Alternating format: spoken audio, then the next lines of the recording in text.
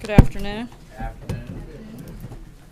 The President will be speaking at 2:30 on the administration's efforts to reduce red tape and federal regulations. Within 10 days of taking office, President Trump issued Executive Order 13771, instructing the Office of Management and Budget to remove 2 government regulations for every new one created. Washington scoffed, but the administration acted. In under a year, we have unleashed the American economy, businesses, and job creation. These efforts and the rest of the president's agenda have fueled economic growth, including all-time highs in the stock market, a 17-year low in unemployment rolls, new highs in manufacturing and consumer confidence, and much more. As the president said yesterday, we're at the final stages of historic tax cuts and reforms that will provide massive relief to middle-class families, lower tax rates on American businesses to make us more competitive, and make our tax code simpler and fairer for the first time in decades. We want to begin lowering the tax bills in Americans' paychecks starting next year, where Americans who faced economic headwinds for 8 years will have the wind at their backs as they seek the American dream. And with that, we'll get started because we are on a short time frame, and I will take your questions. Jonathan. Sarah, on the taxes, what is the president's message to those Americans, including some in the middle class, who will face tax increases under this tax bill? Look, our focus since day one has been to aggressively push to make sure as many Americans as possible get a tax break, particularly those in the middle class. That's going to continue to be our focus as we continue in this process, as I've said time and time again. But the message to those that will face an increase, every analysis has shown some people, including middle-class Americans, are going to face an increase. And overwhelmingly, the middle class will get a huge tax break, as most Americans will. And that is, again, is our goal, is to make sure that more Americans see more of their hard-earned money. That's what we're pushing for. That's what we're going to keep working with the House and Senate to make sure happens. John? On taxes, you've got 2 no's in the Senate so far. You've got Senator Corker, who's been a no for a while. Senator Rubio came out and told us a short time ago that he's a no unless he can get an expansion of the child tax credit. Is the president willing to be a little more generous in the child tax credit in order to get Senator Rubio's vote? Look, we're really proud of the work that we've done already up until this point with Senator Rubio, already doubling the child tax credit, taking it to $2,000 per child. We're going to continue working with the senator, but we think we've made great strides and, frankly, pretty historic movement in terms of the child tax credit. We're very proud of that work. We're going to keep working with them until we get the job done, which we still expect to happen before the end of the year. Is there more room to move? Right now, we're going to focus on letting some of the Senate move forward in the progression of their conversations. Again, we're extremely excited about the progress that we've already made to double the child tax credit. I think that's something important to note, and something that we've worked very closely with Senator Rubio on, and we think he should be very excited about the progress we've made on that front. Connie? Merry Christmas to you as well. Thank you. What have you learned this past year? What changes would you make in the coming year? What have I learned this past year? I would have to say that we would be here a really long time if I walked through everything I've learned this past year. But some of my favorite things would probably be to take time to appreciate some of the really incredible moments and the special time and opportunity and honor that certainly that I have, but I think that all of us have, that we get to come to the White House every day, serve our country, and we get to call it work. I think that's pretty impressive, pretty amazing, and something that I hope none of us ever lose sight of. Thanks, Connie. Mara. Thank you, Sarah. Does the president think that Roy Moore should concede? In other words, does he believe he lost the election fair and square, or does he think he was the victim of widespread illegitimate voting? I think the president's position is pretty clear in his outreach to Doug Jones directly. He called and they spoke yesterday. They had a great conversation, a very positive conversation. He likes Doug Jones and looks forward to meeting him in person, and hopes that he will come and follow through on his commitment to work with the president on some things that they agree on. So Roy Moore Jordan? lost fair and square. That's what you're saying. I think the numbers reflect that, and I think the president's outreach shows that. Jordan? Thanks, Sarah. There's some reports out this morning that Speaker Ryan is considering stepping down at the end of this Congress. Has the president spoken to Speaker Ryan about those reports, and does he want to see Speaker Ryan continue in that role? The president did speak to the speaker not too long ago and made sure that the speaker knew very clearly and in no uncertain terms that if that news was true, he was very unhappy with it. The speaker assured the president that those were not accurate reports and that they looked forward to working together for a long time to come. Blake? So did this catch the president by surprise, the Ryan report that was out today? It sounds like it may have caught Speaker Ryan by surprise because I don't think it was very accurate reporting. And so it sounds like they're both committed to and looking forward to spending a lot more time together over the next, hopefully 7-8 years. Let me ask you about Marco Rubio as well. We have heard folks who might be no votes, potentially undecided votes, but Marco Rubio's potential no vote is one that we know he had concerns, but him voting no is seemingly here suddenly out of left field. Has that caught the White House by surprise at all, or have you braced for the possibility that you might not have Marco Rubio in your corner? I'm not sure if the president's spoken with him specifically today. Again, we're proud of the work that we've done with Senator Rubio, and we look forward to making sure that the progress that we made to double the child care tax credit, that's kind of a mouthful, goes into full effect when this piece of legislation is signed. April? Sarah, two things. Should Roy Moore just give his concession speech now versus holding it out? It probably sounds like it should have already taken place. Look, the president's already called and congratulated Doug Jones and expressed his willingness to work with him and to meet with him when he arrives in Washington. And the second issue, did you watch GMA this morning, and what are your thoughts about this tell-all and the uncomfortability of Omarosa while she was here, some issues? I did see some clips of that in terms of a tell-all. That's a question I think you would have to ask her.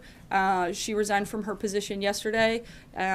She'll be here later this afternoon. We put out a statement yesterday. I don't have any changes to add to that, and certainly, as has been the practice in the past and will continue to be in the future, we don't comment much further than that on personnel matters.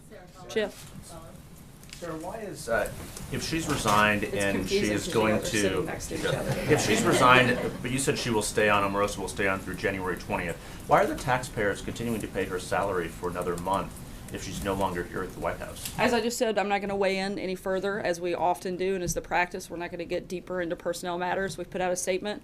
The president likes Omarosa, thanked her for her service, and again, she'll be here later this afternoon, so she's resigned from her position, but there's really nothing else to add on that front. Though, why is she still on the payroll for another month? Is that normal?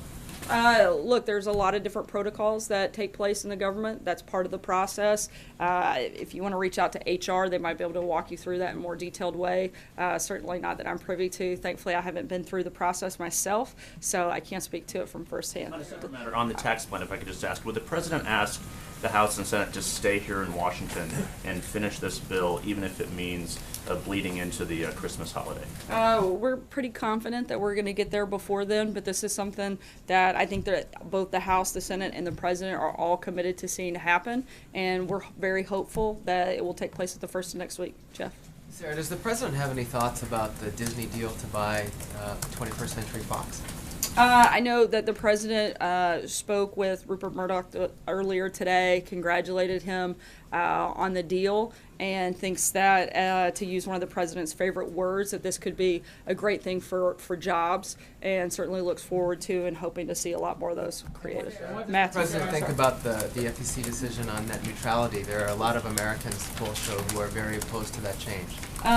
Look, the Trump administration supports the FCC's effort to roll back burdensome regulations, but as we have always done and will continue to do, we certainly support a free and fair internet.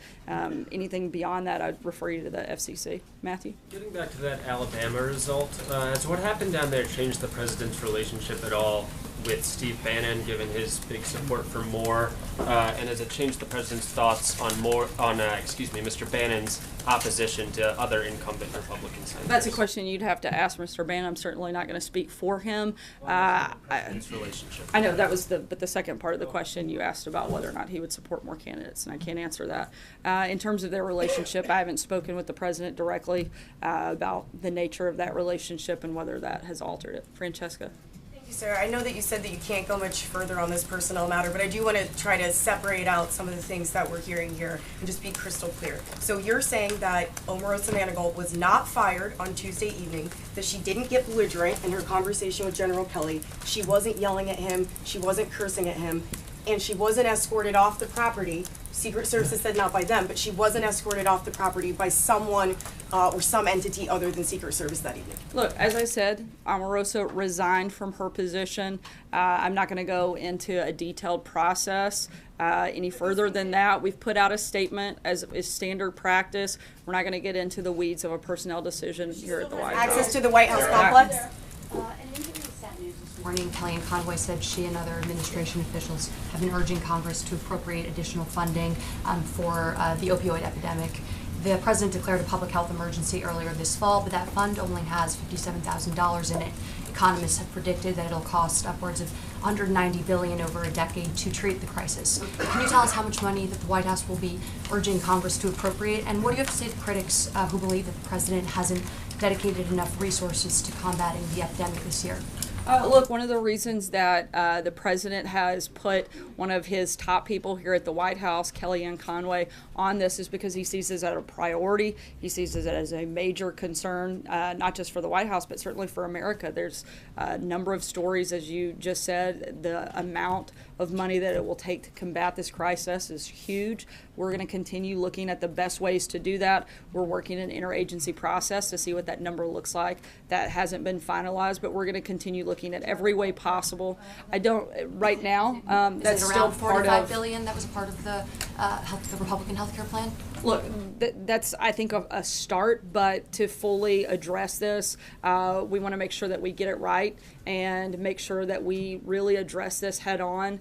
And that's why the president has made it such a focus and put Kellyanne and others here at the White House to really make an emphasis and make that a priority. Is that something that you guys will get done, that appropriation by the end of this year? Can the president promise that? I'm not aware that we can promise that a full funding for that would take place by the end of this year. This wasn't a problem that happened overnight. We're not going to be able to fix it overnight. But what we want to do is make sure that we address it and that we make it a priority for the administration. And we're going to continue doing that until we beat it. The president's spoken about this several times and making sure that we address it from all fronts and all sides. Kristen. Thank you. With Omarosa leaving, how many senior staffers here at the White House are African American? Look, we have a really diverse team across the board at the White House. We always want to continue to grow the diversity here. We're going to continue to do that and continue to work hard. I don't have a number directly in front of me, specifically not African American, but I can say, again, we have a very diverse team at the White House, certainly a very diverse team in the press office, and something that we strive for every day is to add and grow to be more diverse and more representative of the country at large, and we're going to continue to do that. She was really tasked with reaching out to the African American community.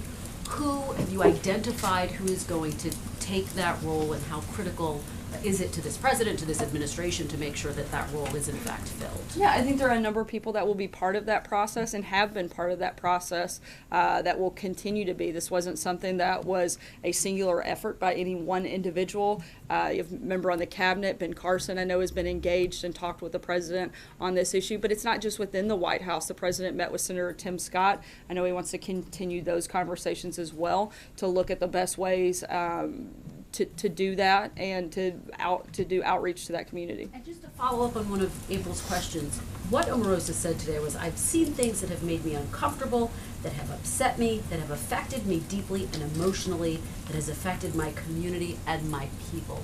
Were her concerns ever addressed or dealt with? The comments that she made, that was the first time I'd heard those. Whether she raised them with other individuals, I'm not aware. I know she regularly brought up specific issues where they were talked about in meetings, and we address them at the time. Any of the issues were, any of her concerns were? I don't. That's a question that you would have to ask her, and I'm certainly not going to speak on her behalf in that regard. But I do know that it's something that we take seriously and something that we want to see improve, I think, across all fronts. So, right here, Margaret. Sarah, today is the 5th anniversary of the Sandy Hook massacre in which so many children were killed. That, of course, as a tragedy, was eclipsed by what happened in Las Vegas, which is now the most tragic and mass shooting on U.S. soil. Since that time, what has President Trump done to try to protect the American people against a similar type of massacre? Does he think anything's been done? What is the administration trying to do? Is there anything at the executive level that he thinks needs to be undertaken? Look, I think that there are a number of different ways that we look to protect our citizens every single day. One of the areas that the president has been outspoken about, not necessarily to those two instances, but just more broadly speaking in terms of national security and protecting individuals, certainly through border security, stronger vetting processes, and looking at whether or not there are other regulations that we could put in place that would offer protection. These weren't people who entered the United States. Right, and I said I'm speaking more broadly in terms of national security as a whole. And look, this is a president who knows that his number one responsibility is to look for ways to protect American citizens, and we try to do that every single day. And whether or not there's a regulation that could be put in place or not that could have prevented those things, frankly, I'm not aware of what that would be, but we want to look for every opportunity, every way possible that we can to protect American lives, and we're going to continue doing that. Is it correct to say that the administration is looking at how to prevent these kind of mass shootings by domestic shooters on U.S. soil? I know that. I know that's something that absolutely. I know that's something that the Department of Homeland Security looks at and talks about and works on every single day. I don't think there's a person in this country that wouldn't like us to find ways to protect people, and we're certainly very supportive of that. And that's something that would be that the president has highlighted that says he wants to. I don't think there's any one thing that you could do that could have prevented either one of those instances, those horrible tragedies. These prescriptions given very quickly just the other day for this failed terrorist attack, which is why in these cases, I mean, this is the worst shooting on U.S. soil on President Trump's understand watch, that, and that's why I also think that you have to take these matters obviously very seriously. But if you could name a single thing that would have prevented both of these, I'd love to hear it, because I don't know what that would look like. But we're looking every single day at how you can protect American lives, how we can best protect American citizens. In terms of New York, we know for a fact this individual came through chain migration system. This is something the president has been outspokenly against and something that he wants to stop. And that individual wouldn't have been here in order to commit that crime if that wasn't in place. So that's a fact that we do know.